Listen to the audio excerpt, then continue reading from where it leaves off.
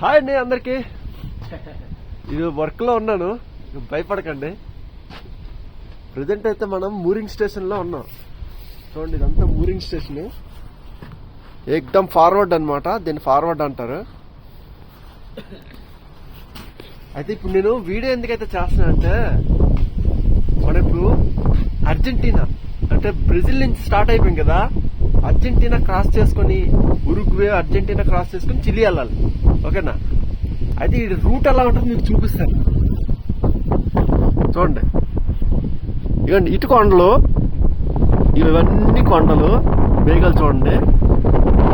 ఇవ్వండి ఇటు కొండలు, ఇవన్నీ కొండలు. ఇవ్వండి మళ్ళీ ఇవ్వండి ఎదురుగా కనిపిస్తుంది చూసారా, అవన్నీ కొండలే. కొండ మధ్యలో నుంచి మనం ట్రావెల్ చేస్తాం. చూసారా చూడండి ఎంత కాముగా ఉందో, అస్సలు ఎటువంటి ఇది కూడా లేదు. కొంచెం గాలి సౌండ్ వస్తుంది, మీరేం అనుకోకండి, ఎందుకంటే మనకి ఫిల్టర్ ఏం లేదు, మైక్ గట్ట గాలి సౌండ్ వస్తుంది, ఏమనుకోకండి. ప్రజెంట్ అయితే నేను వర్క్ లో ఉన్నాను అనమాట. కానీ ఈ లొకేషన్ చూడండి ఎంత బాగుంటుందో.